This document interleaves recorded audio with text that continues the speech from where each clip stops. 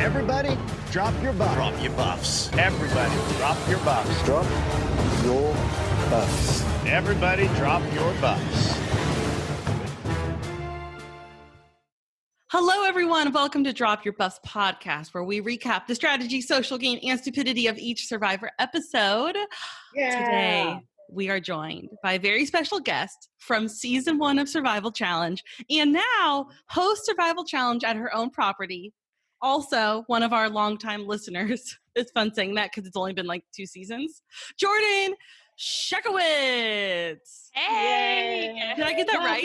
Yeah. Yes. I am How now can like, you spell it? well, I can see it on the screen, so Yeah. it'd be cheating. How's it going, Jordan? Good. I'm so excited to talk to you guys about the episode. I'm so excited to be here. Yeah. We're excited to have you. Thanks. It's like when we see people like I've been doing Zoom meetings for work, and when I hang out with people, it's through Zoom. Like it's been Zoom overload, Skype overload. But still, like when I see my friends, I'm like, oh my gosh, hi. It's a person. Well, we should explain, because Jordan obviously played in the first season of Survival Challenge, and we didn't play until the 6th season. Yeah. So people are probably like, how do we know Jordan? Go for it. Jordan, would you like to explain how we might know you? Yeah.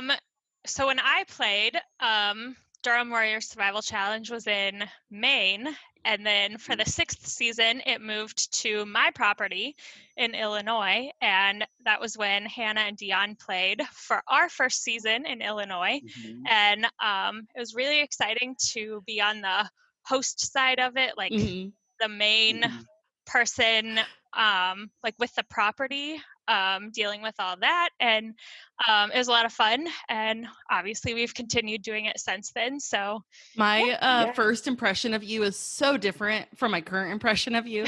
My first impression of you, I was like, oh, she's a stickler. Like she is. Wow. I saw her socks and I was like, nah, she and I, we're going to get along. She wears knee-high, bright socks. So you're like, there's a fun side, but she was game mode. Yes. She was like, you better not talk to anybody before you're allowed to and all that stuff. That's because I have John Vatea telling me those things. And if I don't do it right, then I get in trouble. So they run it like it's a tight ship. Everybody, it's like a well-oiled machine. Oh yeah. And you know what? They're the nicest people in the world, but they want you to have the most authentic experience. So they can't let it go this way or that way. Just that little bit. It's gotta work like a well-oiled machine. It's totally different seeing the like game host side and the like just person host side of like most of the production team. Yeah.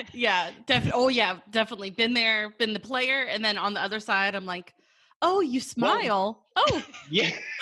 Because guys, they play it real, like it's Survivor. Oh yeah, they don't give anything away. We're not allowed to it's not until the game's over or your game's over and you leave, and then people are like, oh my gosh, we loved you. I'm like, really? I was like, thanks. That being said, by the time you're listening to this podcast, the first episode of the latest season of Survival Challenge is on YouTube. You have to do a bit of searching to find it by searching Survival Challenge 2019 episode 1, or just go to Facebook Survival Challenge and click the link. Okay. And Hannah, how would you know about all of this information? What is your involvement? Well, I was part of the video production team. No big deal. So you went ahead and edited the whole video and put it together. You were the mastermind behind that? Yeah, and I'm just like a little bit freaking out that everybody's going to hate it, and it's fine. Just kidding. Not at all. Everybody loves it. I've already watched it, and I loved it. So I had to get like 10 people affirm it first before I even sent it to John. Just kidding, not 10 people. I sent it to like 3 people. I'm like, can you please tell me if this is good before I send it? But anyways, okay, it's going to be great. During this quarantine, I'm going to keep on editing and just get these videos out because I'm loving every second of it. Wonderful. This is like a random little tidbit of that I wanted Jordan to share because I think this is the funniest situation story. And I don't know if you could like briefly share this because when you, I was fine that it was a long story when you shared this with me. You know I'm talking about probably. But Jordan won a trip to LA to go to a Survivor finale once. And that's how she became a super fan of Survivor. And it is like the craziest story ever, but I don't know if you could like briefly share it because I found it so fascinating. Yeah, there's basically an online, like on CBS, this like fan, like ultimate fan contest. And Mhm. so I, it was mostly getting points by commenting on videos like on CBS. So I just commented on a bunch of different videos and kept getting points. And like towards the end, I was like in the top 3 and I was like, I could actually do this. And so like I just kept working on it and like I spent a lot of time on that website Like, weren't you in commenting. college? Yes. Yeah, you were in college? When Mhm. I was in college, I worked in a computer lab. So I spent like 20 hours a week sitting in front of a computer. So I was like, all right, I'll have the video playing, work on my homework, come back to the video, do some commenting, like back and forth. So every week I spent like a minimum of 20 hours doing this. And so I ended up winning. And so I won a trip for 2 to LA to like, they paid for the flight. They paid for our, like a car taking us back Dang. and forth everywhere. They paid for, Everywhere? Like, like, you're well, like from the airport to the Okay. hotel and then to the finale and then back to the hotel and then back to the okay, so it's airport. not like in and out drive through, like taking. No. Yeah. What The season? only thing we had to pay for was our food, and so me and my dad went, and that's where we actually met like a lot of survivors in the in the hotel lobby, and Yeah. it was in Nicaragua that season. Oh, wow. What a season. Okay, so it's funny because I met John Batea this season before. I met him at Heroes vs. Oh, really? Villains. Whoa. Yeah, so I met him and Jen because Jen had just been accepted into the Dream Team. So we were cool. speaking a lot because I was interested in submitting for the Dream Team, and that's how I met them all at the hotel as well. So I feel like you had the experience the following season. I actually didn't even meet John. Like, I didn't know who he was. I met Bob Crowley, Bob and Peggy.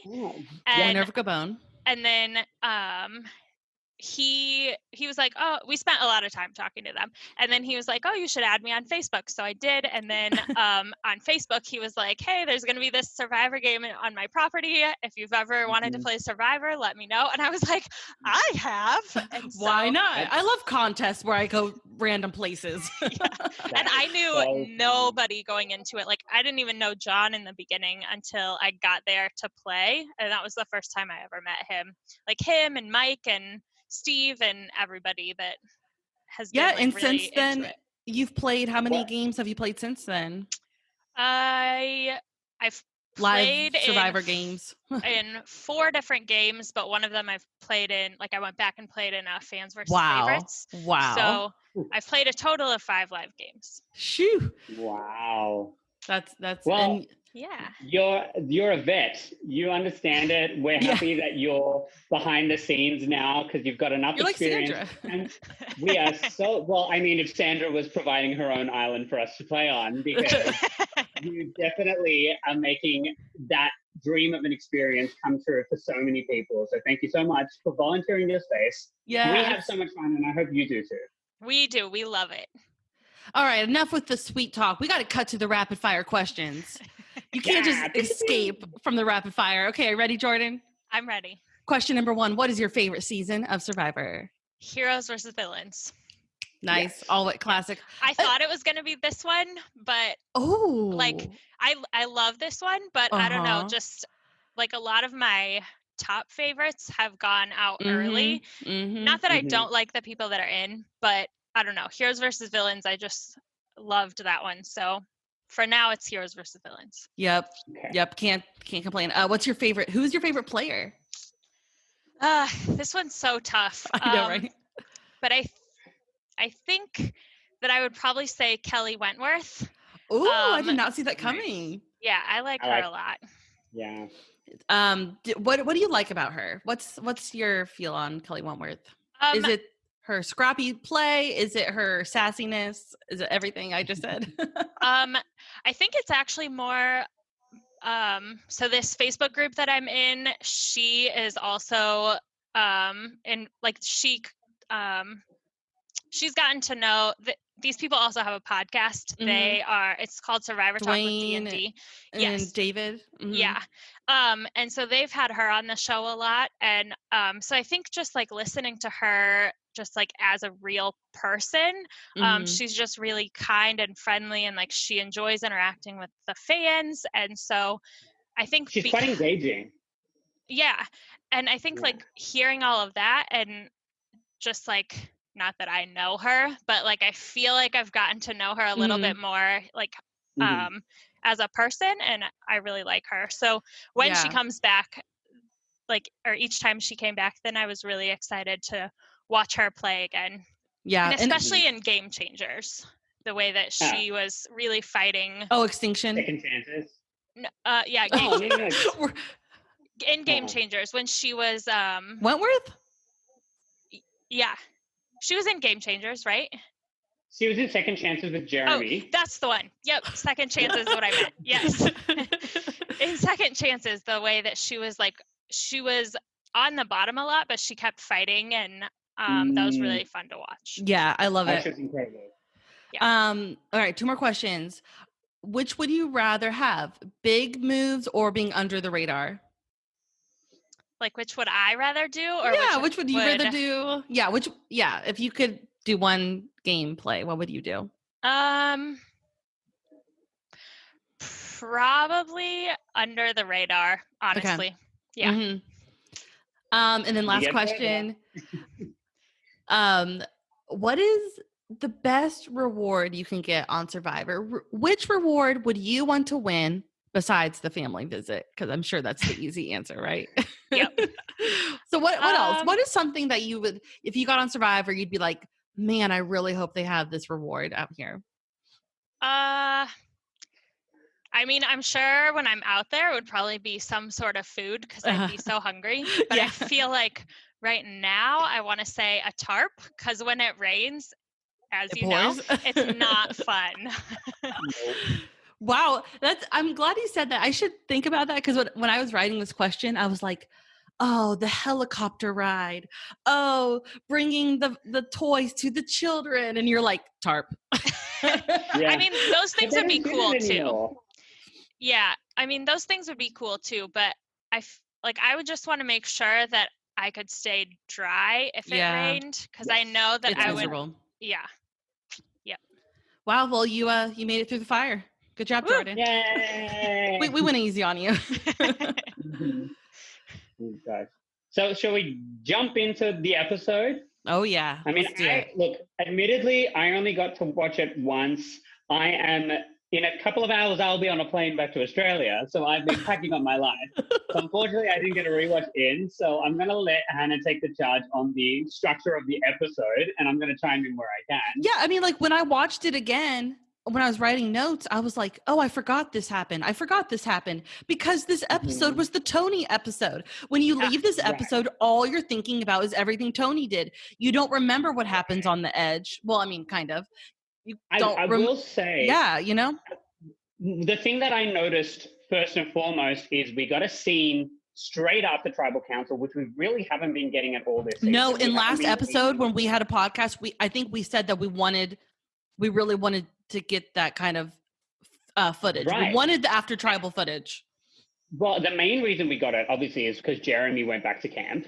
But then we also got more of it. We got so much challenge footage. We got so much pre-challenge footage. And the reason being because Tony started hunting for an idol. Yep. So let's talk about Jeremy going back to camp first.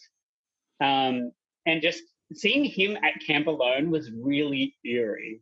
It was because we all knew he was going home. And so now he's sitting at camp waiting for everybody to come back. And we're just like, this is insane. He knew he was going home. How are they going to handle this? And they were rude to him, weren't they? When the other alliance. Yeah, I felt so bad for him when he was like, are you not going to tell me what happened? And they're like, what did you think was going to happen? Yeah. And that was Tony. Yeah. You know? Yeah. And so to see where the episode ends, it's crazy to think that that's where it started. Yeah. Yeah. This kind of bleeds into a thought I was having about, how everybody was annoyed with Adam Klein.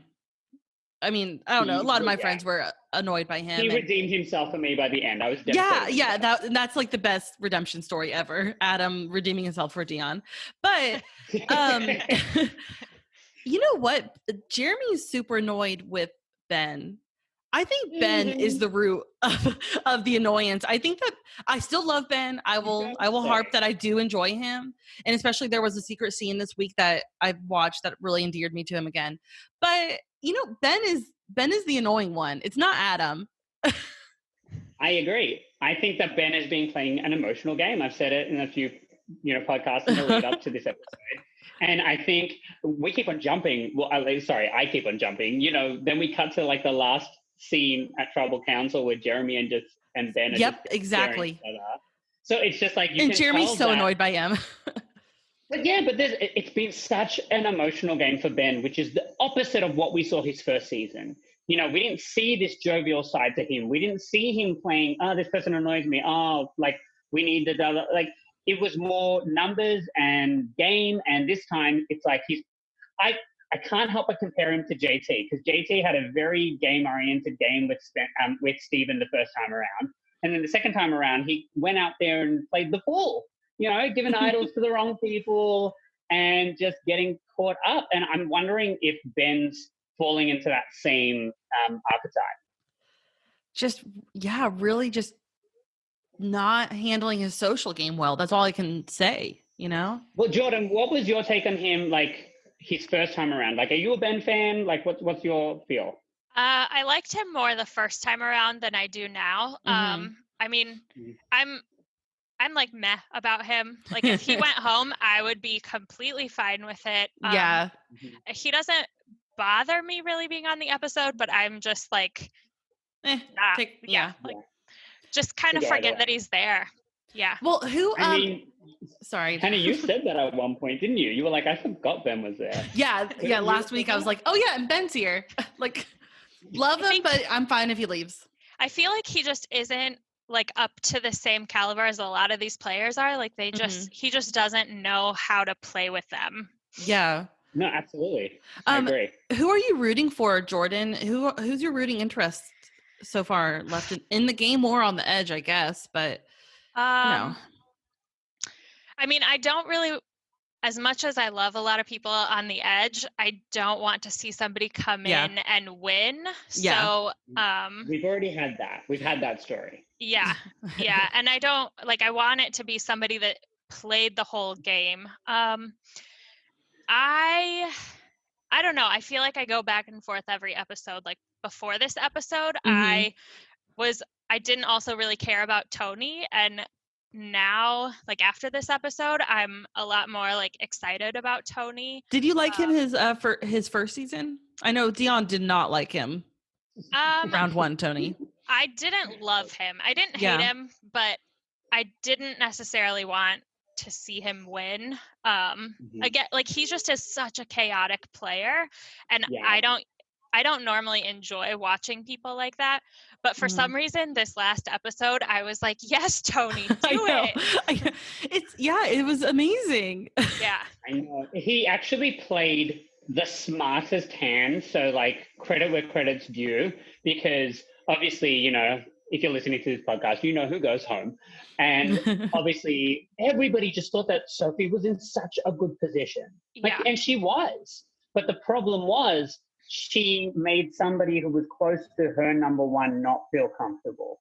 And that's what did her in. It only took 4 votes. Yeah. And honestly, what happened this tribal council, the risk was there last tribal, with those numbers being so distorted and there wasn't any protection there.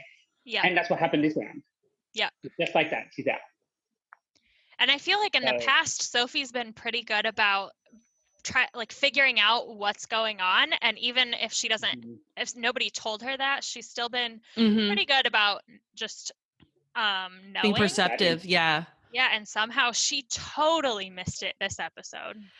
Well, to be fair, Tony really only approached Jeremy like right before they were going to go to tribal council. Oh yeah, that's true. That is true. But you know what? Okay, so we're kind of like jumping around, but I'm cool with it because, talking about Sophie not knowing it was coming, I wrote in my notes during tribal council, I'm like, if Jeff keeps asking questions about a blindside, heads up, play your idol, because someone's getting blindsided. Right. You should be sitting there in tribal like Well, I know that we're all voting for Jeremy. It's not going to be a blindside because Jeremy knew we were going to vote him out last round. I mean, he figured out. So Right. this is not technically a blindside. But then you're like, oh, but maybe Jeff is wanting it to. They might make it seem like it's a. Okay, you know what? If you hear the word blindside, you play the idol. I've learned. Another woman goes home with the idol in her pocket, and it hurts. Yeah. Wow. And I did not expect her to go home with an idol in her pocket. I really thought that she was attached to the right people to have the information and play the idol accordingly. And you know what happens? Because she said it out loud, you know what's happening that night? Everybody's going idol hunting. Oh, yeah. Oh, yes. Because it got burnt. If she wouldn't have said it out loud, nobody would have known to go look for it. Mm-hmm. Only Well, Sarah. Sarah would have. Yep, only Sarah. Yeah, that's true. So, sorry, I think I cut you off when you were talking about who you were invested in, Jordan. Oh. Yeah, so like who else? We got on a Tony rant. I'm trying to remember who's left. Nick is another one that I'm kind of meh about. Evil Donathan Vampire, you mean? Yeah, That Nick? Yeah. Kim, I've gone back and forth with her. Like sometimes I really like her and sometimes I'd be fine with her getting voted out. Here's where I am on Kim. Okay. We have been waiting for this Tony episode, right? We've been waiting for Tony throwing the game into a blender and going nuts. And we got it. We got an amazing episode of him doing that. We've been waiting for the amazing mental move that Kim can do. We've been waiting for her. Like we saw her tonight being perceptive and knowing exactly what Tony was up to before, not knowing what his vote was going to be. But I'm just waiting for that Kim moment to happen. And I think we might get it next week. Oh God, let it happen next week. But like, that's what I'm waiting for. I've been loving the Kim content. It's not much, like it's not enough to really make you love her, but like I just want to see her play. She just I feel like she like jumps in and out. Like she does some really good things and then she kind of disappears again. Mm-hmm. Right. Because I mean, at the start of the season, she clearly was on the wrong side of the numbers, playing from the bottom. I will say I've enjoyed watching her more this season than her first season, just to see some variety in her game.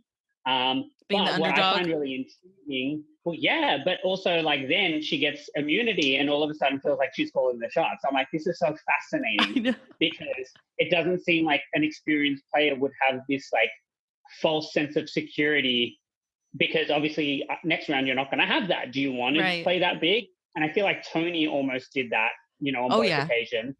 But I don't know that everybody else who's been winning immunity, like Denise didn't do that. Jeremy didn't do that.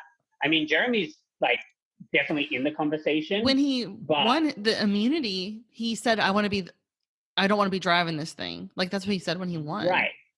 Yeah. So, and I think that's the smarter play, honestly. But it's funny. What's really fascinating to me is before the merge, we had a tribe of Jeremy, Tony, Kim.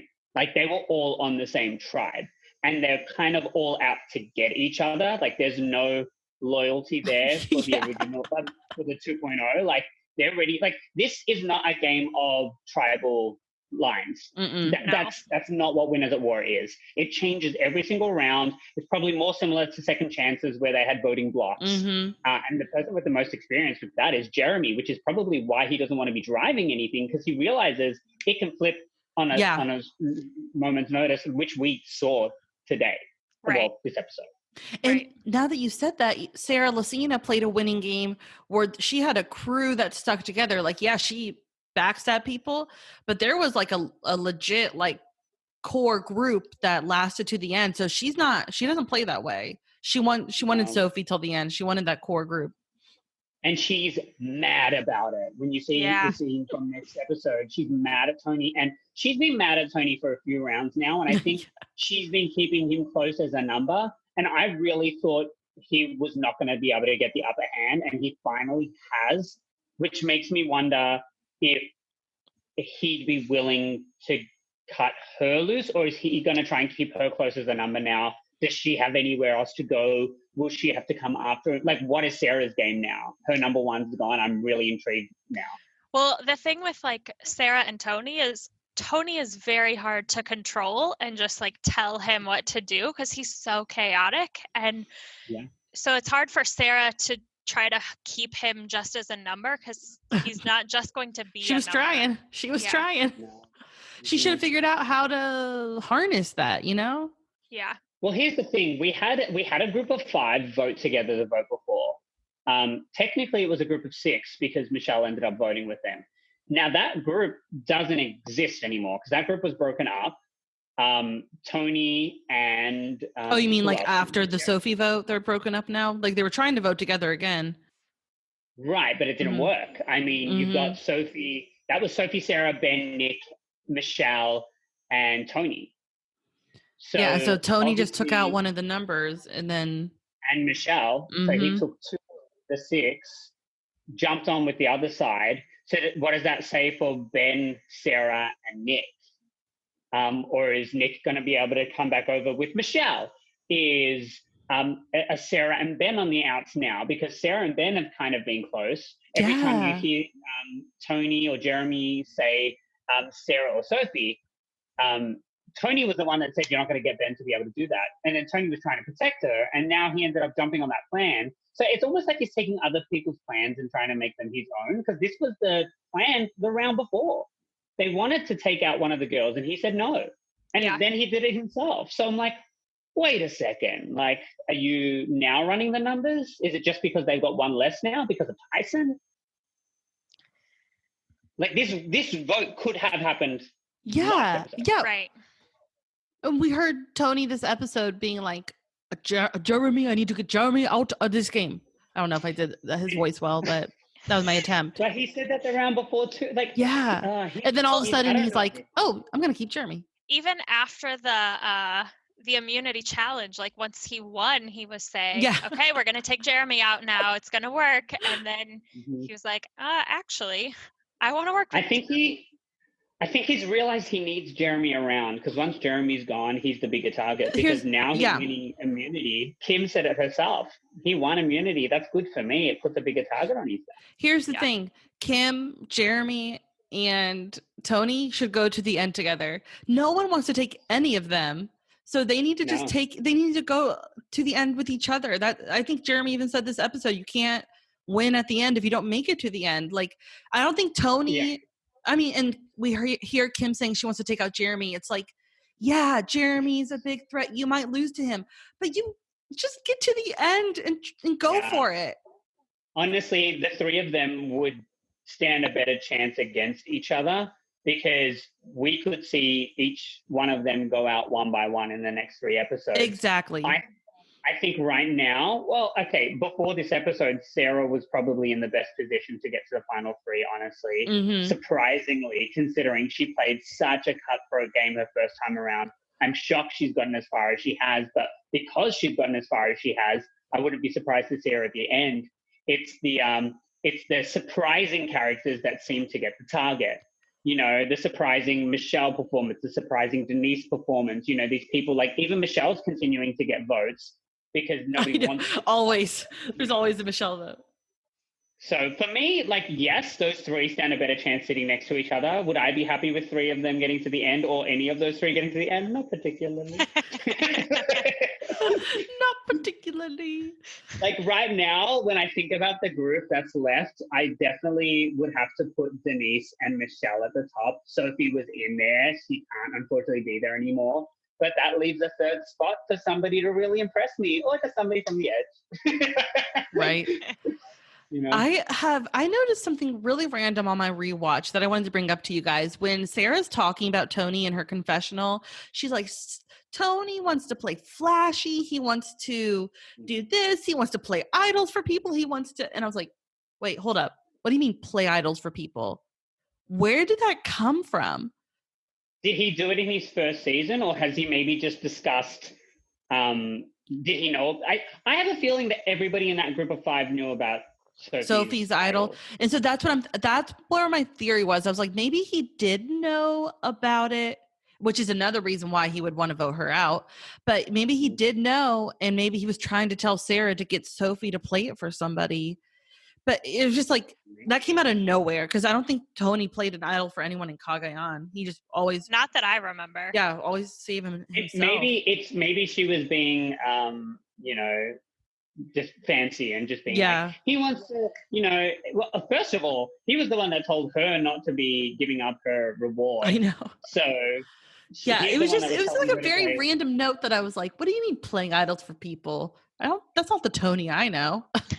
Well, when you did say all of this, it reminded me of something that we really need to discuss, Mhm. which is his little note from the Edge. Drop Which your buff was- moment. Yeah. How excited he I was. that was incredible. I wasn't expecting that, but like we have a group chat going while the episode's running, and I posed the question prior to us seeing him read the note. I was like, well, because everybody forgot that he got 2 coins, 2 fire tokens at the last challenge. So he has 3 in his pocket. He finally got more than 1. He can finally go to the corner store and get something. But I was like, all right, well, he's got 3. I'm like, well, if they say like 4, does he have to try and get one from someone else? And everybody's like, oh, that's interesting. Forget 4. They made it 6. 6. That But was I, a crazy. drop your buff moment. Like when I saw the number 6, I not only did I drop my buff, I took all my clothes off and went, I don't know anymore. I'm leaving. Like, what is happening? Survivor I will was do like, that to right you, now. you know? Yeah. Like, there's no peanut butter. I'm just getting naked for the sake of it.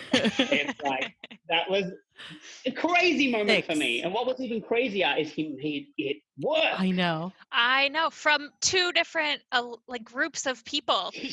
Like, not only from 2 different groups of people, but he went to the real alliance, which didn't end up being the real alliance, and said, I got tokens from the other side. Can you help me make up the rest? And they're like, yeah, sweet, cool.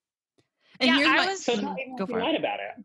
I was surprised that he decided to go to, at the time, his fake alliance first, because I feel like Mhm. you would always want to give that information to your real alliance first, and then if you're Yeah. stuck, then you're like, okay, let me go to my other people and make them feel included as well. I was ready for Michelle to totally burn him when she took his note and was Me like, all right, I'll go tell Jeremy. I was like, stab his back, stab Yeah. his back. Okay, so I had the episode glitch on me, and I saw her cover up by saying she has an advantage. So if she goes to the edge, she has an advantage in the challenge to come Yeah, back a final. so that's stage. what she said, that's what she spent her fire tokens on.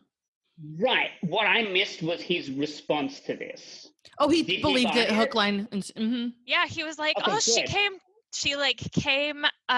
she completely told me the truth and said that she has this advantage and it cost 4 fire tokens. Yeah, he totally Oh bought it. wow. Mm-hmm. And I was so impressed with how quickly she came up with it. Oh, I know. And Yeah. I was And how well she wondering if it's delivered it, too. something- Right. And I was wondering if it's something that she had thought of prior, just never had to say out loud. But the fact that she was able to just seamlessly say, hey, actually, I don't have them anymore. I had to do some stuff, but I'll help you get some more. Like, it was just so smooth. I thought that was a really cool scene for her in the episode, because obviously she was in on the vote, thankfully. But in terms of like what's going on in the episode, she didn't have much of a say in it. But we got to see her play her game, you know? And I Yeah. don't know that we're seeing everybody get to play their own games. When you've got someone like Tony running around that corner with a red bag for absolutely no reason, just being Pure completely amazing. dramatic. Pure amazing. And I'm like, this is what makes me sit there and roll my eyes about Tony, because Tony is he's a show pony. Absolutely, like, come on. He's just so Steve, I like filled you with back. energy. yeah. I don't even know where he gets that energy from this far Oh. into the game. Just in general. Where do you get that from? My God. So he This gets is- the 6 tokens. And he got the other 2 from Nick and Ben. Nick was Yep. like, yeah, I'll give you one. And Ben was like, yeah, I'll give you one. So the And reason you're like, so yeah, Dion has a confused face. Here's why I think they did it. I think that they are, as you play Survivor, you're like pretending that you're really close to people that you actually aren't. ride or dies Mm. with, but you have the facade of like, yeah, me and you to the end. Yeah, let's stick together. But then when push comes to shove and Tony's like, dude, can you help me out? That you can't like be like, no, because you've been putting up this facade that you're in an alliance and you're working together. So they had to like pay up to prove like, oh yeah, I'm good with you. I trust you. But is it worth a fire token? Should they have done it? I mean, Jeremy was in a cool spot that he only had to give up one. He only gave up one of his and got to keep one. Man, you're right though. Like that's a hard choice to make, but they had to like he had to give up 6. Somebody else has to give up 6 next episode. Are they getting 6? Oh my gosh, right? You know? I feel was Nick the one who at the beginning of the season said, I think this game will come down to how you play your fire tokens? I think it was. Yeah, Nick was one. Interesting. And we see him give up one. So foreshadowing. Speaking of foreshadowing, back to the edge, we hear Tyson talk about how he thinks Adam might not recover from this loss. Do you think, what do you guys think this means? I don't. He was awfully close to that flag. I know. And at first I was like, is Adam really going to quit this? But I just can't see Adam doing it. No. So why was it there? Like, are we going to get an Adam breakdown in an episode? Why was that there? Maybe. Maybe, like, we do have a couple episodes left. I mean, not only do we have the 3-hour final episode on May 13th, but the week before that, we've got a 2-hour episode. So we can assume at least 2 people go that episode. Somebody comes back in the final episode, and then they get rid of, 3 people? Sheesh, I don't know. 4 people? Like, usually you have 6, and then you get rid of 3. Mm-hmm. So that's already 7 people in the last 2 weeks. So you're saying there's plenty of time for an Adam breakdown? Yeah, I'm honestly, I mean, you can totally put that in because we could totally imagine it happening, just the roller coaster we've been on with Adam. Yeah.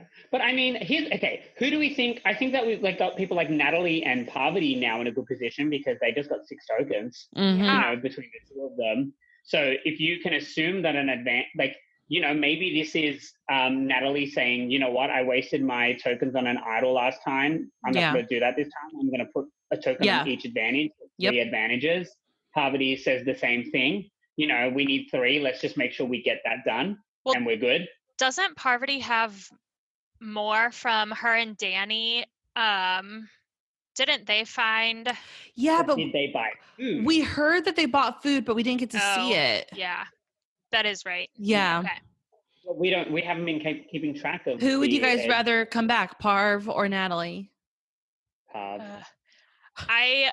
I would say love Natalie. them both, but I think I really, really like Parvati, especially this season. Mm-hmm.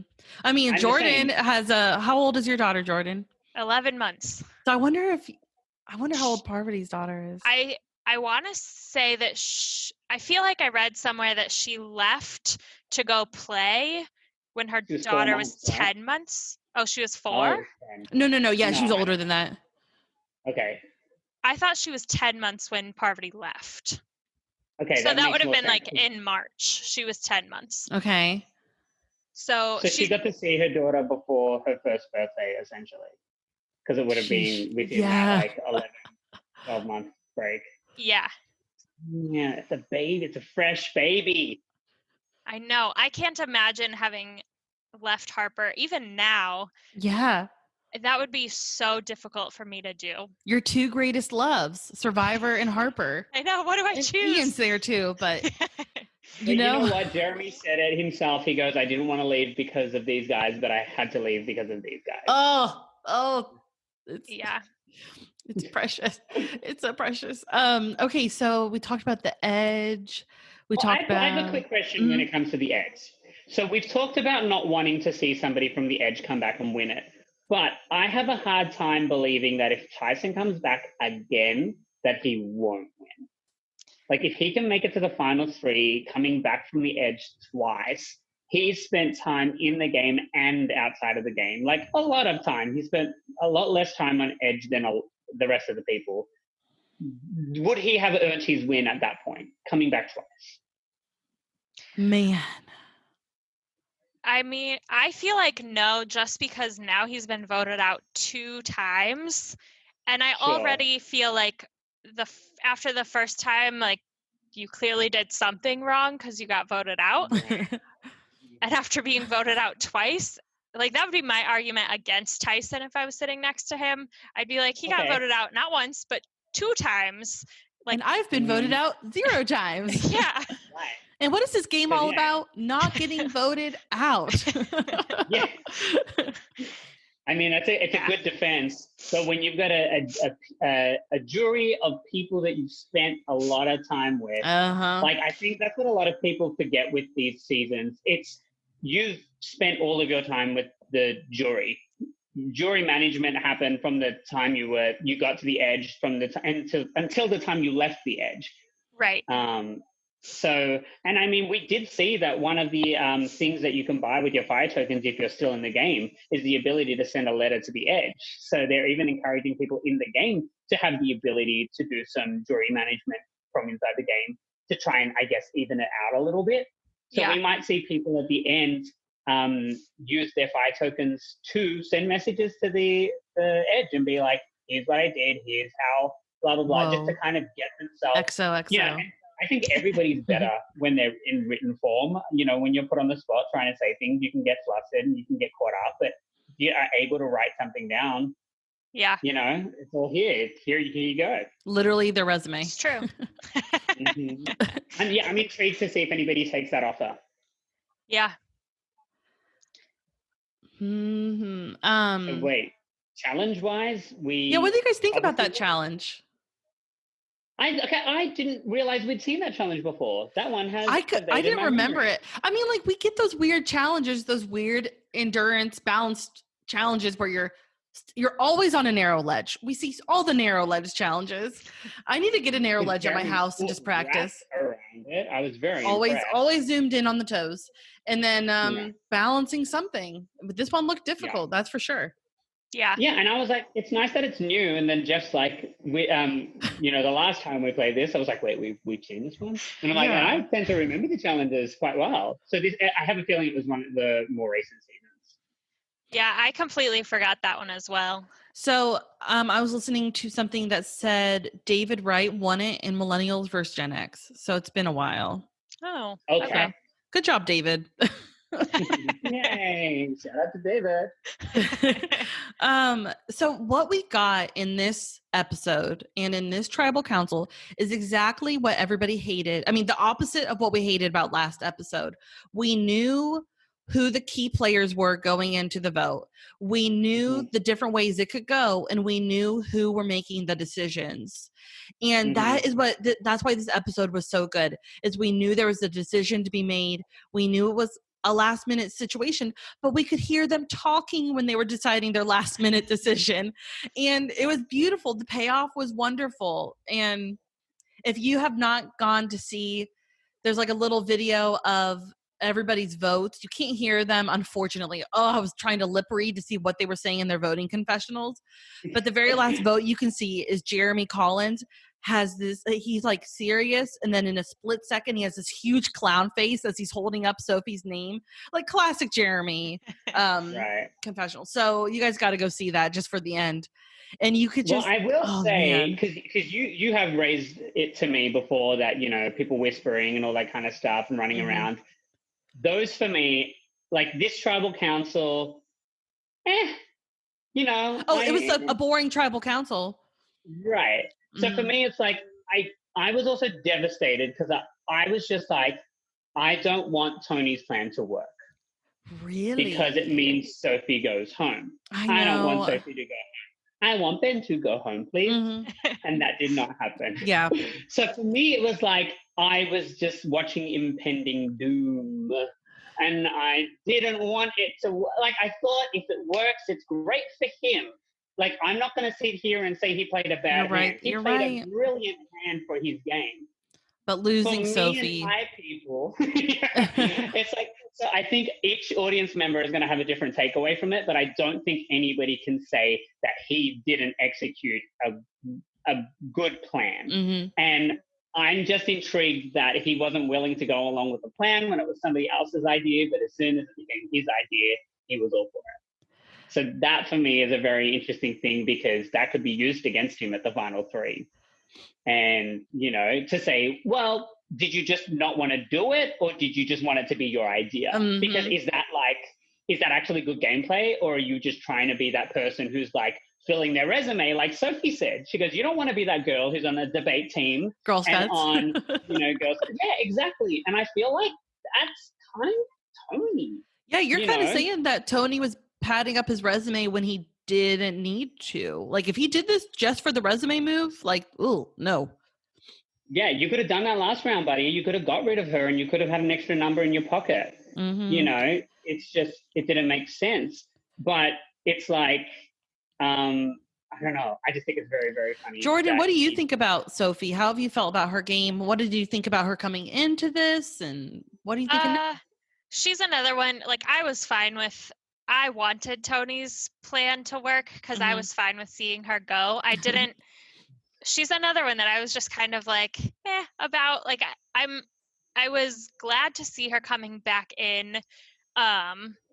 Like getting another chance to play again. And like, I was excited to see how she was going to play, if she was going to try to play the same way, or if she was going to try to do anything different. But I don't love her. So there are other people that I like better. So I was fine with her go. Like what you shared about loving Kelly Wentworth earlier is like the reason why I love Sophie is hearing her on podcasts after her game and hearing how smart she is and how she still thinks about the game and how she thinks about the game. That is what has endeared me to her. So on both watches, when I watched, I did get emotional 2 times while watching her get voted. I mean, like her going to the edge and everything. So I hope she's feeling all the love. I felt really bad for her when she walked up and she was like, I'm sad, guys. I was like, poor Sophie. Well, to her credit, and to bring Danny up, because you know how I love to just randomly bring up Danny in the podcast. Yeah. Both Danny and Sophie were 2 players who were in seasons where there was 2 returning contestants coming back to the game. They sat next to one of those contestants and they beat them. Oh, yeah. Because Danny was next to Stephanie LaGrossa. Yeah, and Sophie sat next to, she sat next to Coach. So when you have a returning player and you take them to the end, you run the risk of them looking like the better player. I mean, we saw, Boston Rob come back in as one of 2 people and make it to the end and beat new players. But those 2 women were able to go up against people who had played before and they beat them. So I think they definitely had done a great job there first. Doesn't it hurt to hear her say she's a bottom tier player? It's like, no, you stop that. Yeah. Right. So I think that to go back on what you were saying earlier about Sarah talking about Tony, she also mentioned that Tony's not a good social player. And there was this big video about the clothing line and Sarah just being playful and all that kind of stuff. We are seeing much more of a social, playful side to Sarah, but I thought we were getting that footage because at the end when Tony tries to get people to side with him, they're not going to go for it because they don't have that social dynamic. Yeah. What is the payoff going to be? And they did. So part of me is like, is this to discredit Sarah rather than to discredit Tony? Because obviously we had this like parade, this fashion show, and then all you hear in the background is this Ben every time. I'm not just smart. I'm not just funny. And I'm not just pretty. I loved that part. Like, I feel bad for the people who don't realize she was sarcastic. Like the people who took that serious, but that would be hysterical. Like, oh gosh, Sarah's weird. It was such a great moment for me. And I just honestly thought that it was going to be, why is Tony not going to sit around and have fun with people? Why is he not going to do that? I know. When he's the one running away. Here's the thing. I honestly think that Tony's willing to do things as long as it's his idea. I've made a ladder. Let's put a ladder up against the tree and be funny. Oh my gosh. Oh my gosh. That's what it is. No, I don't want to do it. That's what it is. I know someone who is just like that. Crap out of me. Yeah. I know someone. So it's like, so for me, it's like, I think we're getting to see his good qualities, but they're trying to say, as long as it's his plan. And I think that's going to bite him in the butt at the end, honestly. Yeah. Wow. It definitely could. Do you guys have Good any other thought, drop your buff moments before we talk about scenes from next week? Mine was basically just like kind of Tony bringing up Sophie's name, but then even more like actually being able to like pull it off. And because Jeremy really seemed like he didn't want to believe that Kim and Denise weren't with him. So just like in the short amount of time before Tribal, that he was able to convince Jeremy and convince Jeremy to get Michelle on board, and even to get Nick to flip and do it. Like all of that, I was just like, good for you. Yeah. That was. Well, I was intrigued. Sorry to cut in. I was intrigued by. Now I've lost my train of thought. Just that. Yes, I was intrigued by Jeremy not believing that the women were flipping on him, and we saw a very short clip.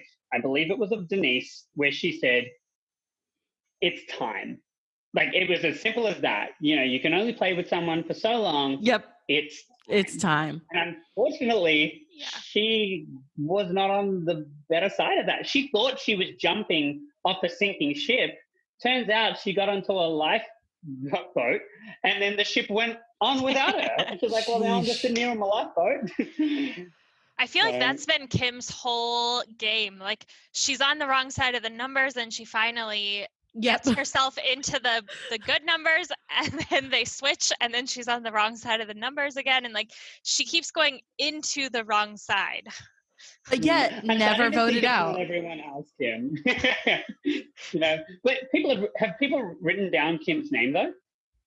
I don't think they've written it down. She just keeps maybe at the beginning. Wrong people. I don't. Well, maybe at the.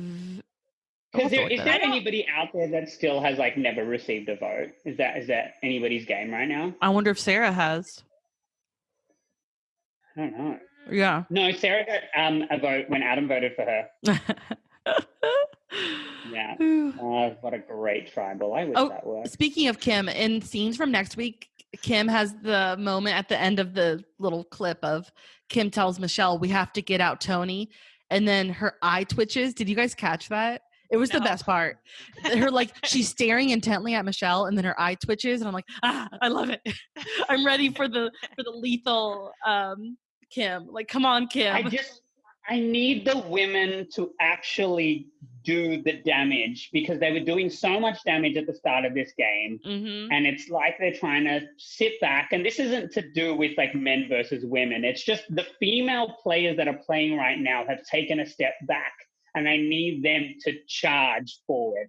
I need that in my life. Okay. Do you guys think that Tony recovers his relationship with Sarah, or does she write him off for good in this game? What do you think? I don't know if she necessarily writes him off, because she kind of doesn't really have many places to go now. Or does she literally cut him off and say, I'm done with him. Yeah. I'm willing to work with whoever. I could see her doing that, hands down. What do you think, Jordan? Already I feel like she's kind of been moving away from him and closer with Sophie. So, I mean, I could see her doing that and just being like, I can't play with you. Yeah. You know what? I also have a hard time thinking about who's going to win, because whoever comes back from the edge literally changes the whole dynamic of this game. I know. You know, it's like I literally was at a pre-party for the Survivor finale the day before it aired. I saw Chris there, didn't think anything of him. You're like, oh, that guy. The next day, he just won $1 million. It's like, that was when it really dawned on me that you really, like, every other season you've got this hype about going into the final episode, and I honestly would prefer if they do the Edge challenge the round before the final episode. So they might. Maybe that's why it's 2 hours. Maybe, because it would be nice to go into the last episode. So nice, knowing who has the chance. Maybe that's what they're doing. I agree. I would like that better. Let's hope. Because I don't want to sit there like putting, all of my hope on one of these 5, only to find out that, that's not even going to happen, let alone have that 6th person come in to change the dynamic of the final 5. Like, too much is on the line. I need that information a little bit sooner. Yeah. Well, and then we don't have to spend part of the finale doing the comeback challenge and like getting all the edge stuff. Like, we can just move on, and the finale can just be for the finale. And I think that there's honestly more, that based on the fact that they're all winners, they're going to want to talk about their previous games. They're going to want to talk about what it means to them this time. Like, there's so much more, there's more content. So it really would be valuable to get, like, even if it would be cool to have a Survivor episode with the Tribal Council, then go straight to an Edge challenge, see who comes into the game, blackout. Yes. Like, that would be cool for me. Yes. Would you Like, drop your buff and all your clothes if that happened, Dion? Dude, I would have the windows open. I would like Let every the world camera would be on. Oh my So happy for gosh. I can't. But I just think that would be an awesome moment because it gives everybody like this, it's gonna go down. Like, Yeah. like that Oh, kind the of hype. moment. Oh, come on, Survivor. I know you're listening. Just kidding. Like, They're I not. need everybody to see that moment that Danny gets back into the game, blackout, Who? final 6. Who? Blackout. Guys, I would be so happy. A lot of people would. Yeah. Oh gosh. I'm excited now. Like, not that I haven't been excited by the Right. end game, but like we can see the end now. Like, we can see it so much closer. It feels like there's so many people still in the game, but just based off how the numbers go now, there's only so many Anything. places you can hide. Anything. Right. Anything could happen. All right. Well, I should go ahead and drop our handles so that Dion can get back to packing for Australia. Next I know, 'cause episode, the next- he'll be the next recording having- from quarantine. Yeah, what's that? 2 or 3 podcasts? I'll be in quarantine. How many more episodes? I do think we there's have? only 2 more, 3? right? No, well, we've got 1 when I'm out. So 13, Okay. 7 days before that, and then 7 days before that. Yeah, only 2 more. I'll do 2 from quarantine, my own edge of extinction, and then 1 from Melbourne. The one So- from home. Sounds great. Yeah. Okay. Well, if you want to follow us on Instagram, our Instagram is Drop Your Buffs Podcast. Our Twitter is Drop Your Buff Pod. Dion is Dion Alexander. I am Hannah Gillia. And Jordan is on Not Facebook on or social something. media. You want a friend her? I only have Facebook. Well, I have Twitter, but I never use it. But I only use Facebook. No Instagram or But anything. Jordan, you're also involved with the Survival Challenge pages, I'm assuming, whether you're commenting or following along. Like, Oh, yeah. people can find you there if On- they want On to. the Yeah. Survival Challenge Facebook group, you'll see her. Yes. You'll Yeah. see her pop up Mhm. in comments and stuff. Yep. Talking about Oh my porta potties. gosh, I went for a walk today. Can you see my pants? Oh, For the people no. listening, you are missing out on this show right now. This is bad. I'm only going to get 2 days of summer this year, and they've already scarred me. Oh. That's okay. Well, you'll have to just come back to America for our summer, okay? Promise? Exactly. Okay, promise. Look, I'll try. I'll try my best. All right. Well, thank This you is everyone for funny, guys. listening. Dion, next time we hear from you, you'll be in I'll be on the Australia. other side of the world. Oh, yeah, on a different day and everything. So thank you, Jordan, Crazy. so much for coming Yeah. on today. And thank you for know your, what's funny? Like, it didn't listening even of feel our like you were a podcast. guest. It feels like you're like here all the time. I know. Well, thank you for having me. This was a lot of fun. always. Of Always. course. Happy to have Yeah. you. And I can't wait to see you again in person. Yeah, I Let's know. talk more Survivor. Yes. Yes. All right. Well, everybody, have a great rest of your day in home quarantine, wherever you are. Bye, everyone. Bye. Everybody, drop your buffs. Drop your buffs. Everybody, drop your buffs. Drop your buffs. Everybody, drop your buffs.